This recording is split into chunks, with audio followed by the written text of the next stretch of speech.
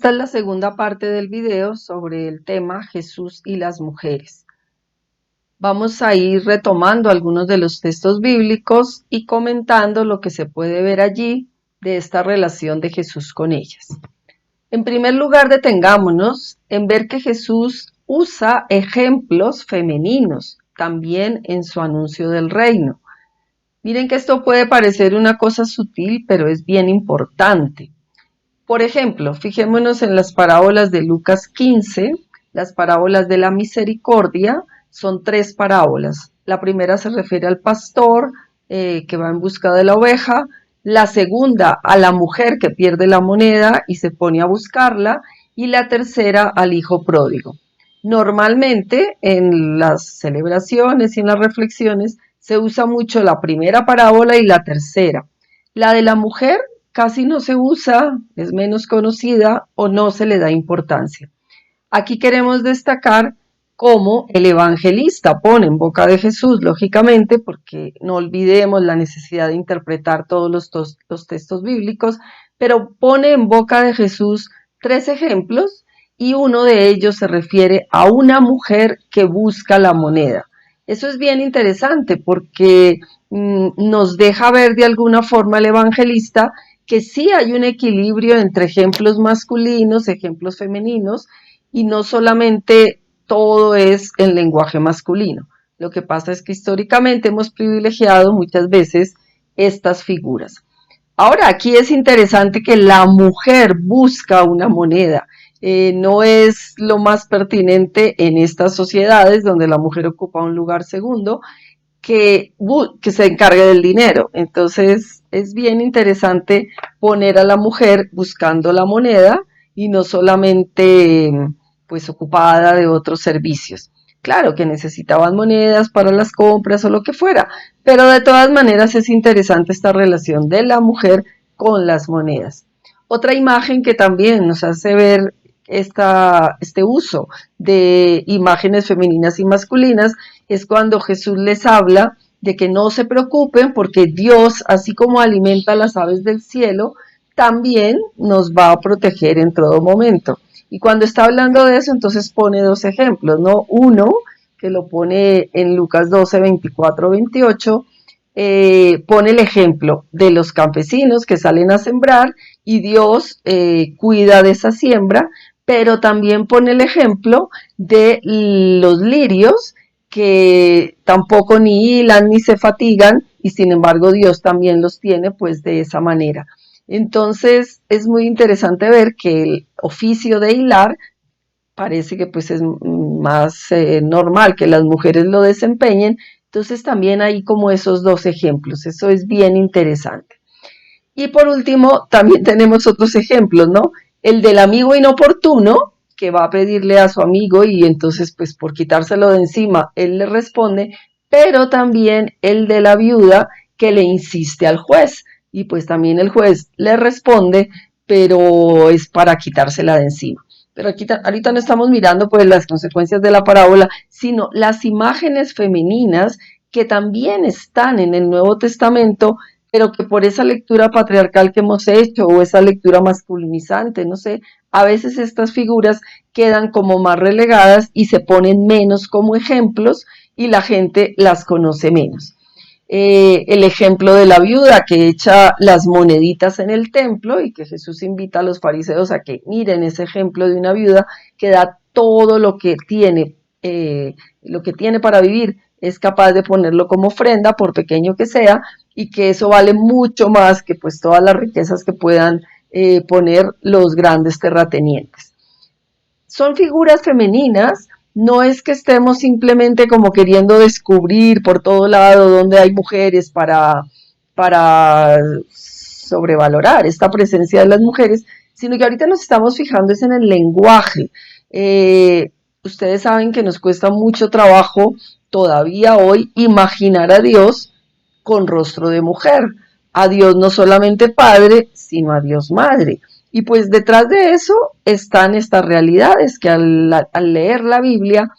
privilegiamos o nos parece más normal usar estos ejemplos masculinos que femeninos y usarlos refiriéndonos a la manera como Dios es, como Dios valora, como Dios se comunica con su pueblo. Si nos fijamos en los encuentros que Jesús tiene con las mujeres, podemos ver, por ejemplo, el milagro o la curación de la hemorroísa. Aquí es interesante ver lo que dijimos antes, pues una mujer que tiene flujo de sangre es impura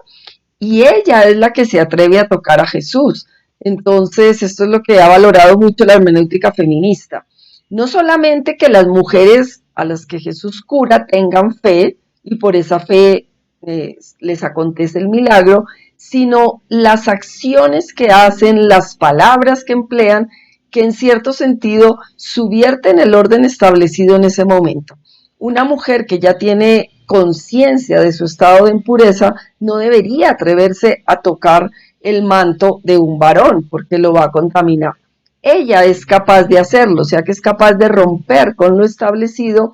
Jesús se da cuenta que alguien lo toca y que una fuerza sale de él y por eso pregunta quién me ha tocado. Y ella pues dice que es ella y Jesús entonces ahí sí alaba su fe y le dice pues tu fe te ha curado. Ahí podemos ver, y es una obra que la biblista Elisa Esteves tiene, Mediadoras de Salvación, en el sentido de descubrir cómo estas mujeres, a la hora de la verdad, son ellas mismas las que han conseguido esa salvación, pues no porque ellas sean las artífices de la salvación, pero sus acciones que son capaces de romper el orden establecido, consiguen de Jesús esa salvación. Y entonces, más que alabar la fe de una persona piadosa, de una persona que cree en Jesús y por eso queda curada, es alabar la capacidad que tienen las mujeres de hacer actos de alguna manera subversivos para el momento,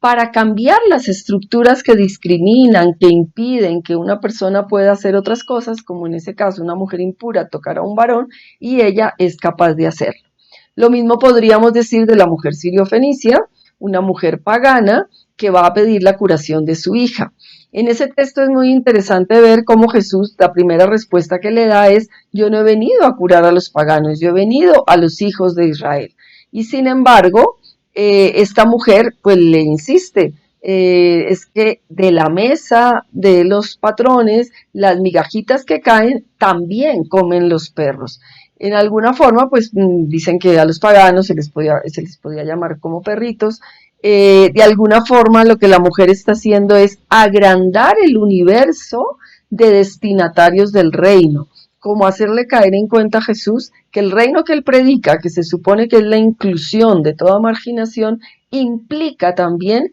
que esa salvación llegue a todos, en este caso a su hija, que es pues pagana como ella, y que en estricta orden no son del pueblo de Israel, sin embargo, consigue también ese milagro de Jesús. Él vuelve a decir, mujer, grande es tu fe, que suceda como tú quieras. El texto también de la curación de la mujer encorvada, Jesús la libera en sábado, que eso es lo sorprendente, y la llama que ella es hija de Abraham. Bueno, pues todos estos textos rompen con esa forma de entender al pueblo de Israel, con entender la mujer dentro del pueblo de Israel y con la capacidad que las mujeres tienen de ser protagonistas, de acoger esta salvación que Jesús ofrece y hacerla efectiva en sus realidades concretas. En el fondo podríamos hablar que todas estas acciones que Jesús hace están propiciando este cambio de mentalidad que haga posible una igualdad entre varones y mujeres, que haga posible esa manera de ser familia de Dios, no basada en el poder y la dominación, sino en la misericordia. La misericordia va a ser una de las actitudes del reino que rompe con toda esa rigurosidad de la ley, porque por encima de la ley se pone esta realidad de las personas que necesitan la salvación. Lo mismo podríamos decir, que ya hablamos antes del adulterio, del acta de repudio que el judío puede hacer para divorciarse de su mujer, y vemos cómo también en los evangelios Jesús, ante la pregunta que le hacen de que si se puede casar se puede casar otra vez si se le muere el marido, entonces Jesús va a contestar que lo que Dios ha unido no lo separa el hombre. Pero en realidad él no está hablando del matrimonio actual, está hablando de la ley del repudio que puede tener el varón. Entonces de alguna forma está diciendo, los varones no tienen esa potestad de repudiar a la mujer por cualquier cosa, porque ese compromiso que ellos han asumido ha de ser pues para siempre. En el fondo son estas defensas sobre la realidad de la mujer, este ser capaz de ir más allá de lo que la ley dice y en este caso de salir al encuentro de las marginaciones que sufren las mujeres y el responder de otra forma. Jesús lo que quiere es romper con esa hegemonía patriarcal. Otros textos nos hacen ver que el único Padre es el Padre de los cielos, la verdadera familia de Dios es los hermanos y hermanas que cumplen la voluntad de Dios, no los lazos de sangre. Y por ejemplo, cuando Pedro le pregunta a Jesús que qué van a recibir ellos que han dejado padre, madre, esposos, hijos, etcétera, él lo que le contesta, sí, van a recibir madres, hermanos, hermanas, nunca dice que van a recibir padres, porque el reino que él anuncia es este reino de fraternidad, donde en realidad todos son iguales. Jesús repite esa misma idea cuando habla de los que dirigen el grupo de los discípulos. Nadie entre ellos debe ser llamado Padre, porque hay un solo Padre y Maestro, que es Cristo. Los discípulos no deben desear esos primeros puestos, sino ponerse al servicio de todos. En ese diálogo Jesús toma la figura de un niño, lo pone en medio de ellos y le dice, realmente el que quiera estar en el reino de los cielos tiene que ser como un niño para recibir esta propuesta que yo hago. O sea, en el fondo es esta conciencia profunda de que lo que Jesús anuncia es un reinado donde no se pueden admitir estas discriminaciones. Entonces, digamos con todo esto, por lo que dijimos antes, pues decir que Jesús tenía conciencia feminista, pues es imposible. Eso sería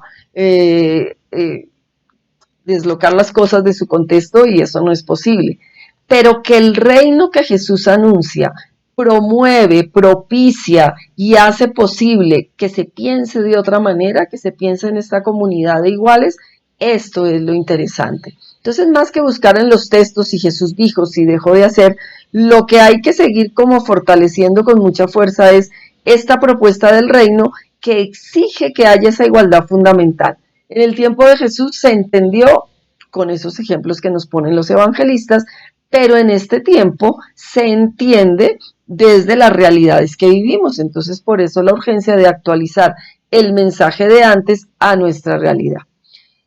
Si podemos hablar de verdaderas discípulas de Jesús, pues bueno, tenemos que tener en cuenta que la palabra discípula en arameo no existía en ese tiempo. Prácticamente es una palabra que se va a empezar a usar a partir del siglo II, que va a aparecer en un evangelio apócrifo. Pero lo cierto es que aunque la palabra no se use porque no existe en el lenguaje, ¿qué es lo que nos pasa hoy con el lenguaje inclusivo, ¿no? Cuando pedimos que empleemos el femenino, pues mucha gente acude a la Real Academia de la Lengua y dice, pero es que esa palabra no existe en la Real Academia de la Lengua. Y bueno, de vez en cuando los de la Real Academia de la Lengua aceptan que sí se puede usar el femenino para algunas palabras, como presidenta, maestra, etcétera, que antes como que no existía la palabra porque no se usaba, pero ¿quién le da existencia a la palabra? El uso. Bueno, pues esto pasaba antes y pasaba ahora. No se hablaba, pues allí no hay un texto en el Evangelio que hable de discípulas, porque en ese momento esa palabra pues no está en el lenguaje, pero lo que es cierto es que podemos ver que las mujeres que acompañan a Jesús no son simplemente servidoras, que también los textos dicen que servían a Jesús, sino que también son auténticas discípulas, acompañan a Jesús desde Galilea hasta Jerusalén. Esa es la condición que van a poner los discípulos para reemplazar a Judas, una vez ya Jesús ha muerto y ha resucitado, y lo quieren reemplazar, y ponen esa condición, que haya estado con Jesús todo el tiempo, de Galilea a Jerusalén. Pues las mujeres cumplen ese requisito, y están en su muerte, y son las primeras de alguna forma testigas de la resurrección. Pero bueno, esto es la realidad de ese contexto, entonces por eso no eligen a una mujer ni se les ocurre, pero lo que cada vez está más claro es que en el momento de la elección del que va a reemplazar a Judas, primero, que los 12 son símbolo de las 12 tribus de Israel, que posiblemente Jesús elige varones, porque lo que está queriendo significar es las 12 tribus de Israel, que se supone que son descendientes de los hijos de Jacob, varones, entonces es normal que se mantenga pues ese esquema. Pero lo que es cierto es que seguramente en esa primera comunidad cristiana las mujeres estuvieron presentes en la última cena, por supuesto en la crucifixión, porque los evangelistas lo testimonian así, seguro, fueron testigas de la resurrección y seguro estuvieron en todos esos inicios de la iglesia primitiva, de las primeras comunidades cristianas. Las mujeres, sin lugar a duda, cumplen este papel de seguir a Jesús, de anunciarlo, y entonces vemos a una mujer samaritana que es capaz de ir a anunciar a los de su tierra todo lo que Jesús les dijo, y ya ellos no creen por el testimonio que ella les dio, sino porque ya empiezan también a conocer a Jesús. También podemos destacar, que eso se ha trabajado mucho en la hermenéutica feminista, la confesión de fe de Marta, la hermana de Lázaro y de María, cuando pues ya ha muerto Lázaro y Jesús, ella le dice a Jesús, yo sé que tú eres la resurrección y la vida. Eso es una confesión de fe, igual que la confesión que hizo Pedro, que nos coloca Mateo, tú eres el Mesías, el Hijo de Dios vivo, es casi la misma confesión de Marta, y sin embargo se ha transmitido de generación en generación la confesión de Pedro y no se ha transmitido la confesión de Marta con la misma fuerza. Sabemos que dijo eso, pero no se le ha dado ese carácter de una confesión de fe. Pues sin lugar a dudas, la hermenéutica feminista lo que nos ha permitido es rescatar este protagonismo de las mujeres, esta capacidad de participar del anuncio del reino y del seguimiento que Jesús propone. María Magdalena, pues cada vez es más claro que es esta primera testiga de la resurrección, inclusive pues Juan hace todo este diálogo entre María y Jesús, y lo que pues vemos en los mismos evangelistas es que no le creen a ella, y luego pues de hecho Pablo, a quien va a nombrar como protagonistas del testimonio de la resurrección, va a ser a Pedro y a los discípulos, y no nombra para nada a María Magdalena. Pero todo esto pues hay que entenderlo por el contexto en el que se escriben los evangelios, por el contexto donde efectivamente vive Jesús y estas primeras comunidades cristianas, pero lo que nos queda claro es que estas mujeres, bien sea que fueron destinatarias de los milagros de Jesús, bien sea que fueron ejemplo para Jesús hablar de las cuestiones del reino, bien sea que lo siguieron desde Galilea hasta Jerusalén, que estuvieron con él al pie de la cruz y que luego empiezan a participar de toda la dinámica de resurrección y de formación de la primera comunidad.